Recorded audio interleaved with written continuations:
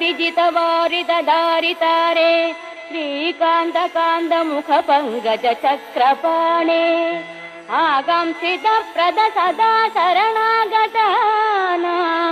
श्रीवातमन्दिरपते तव सुप्रभातम्।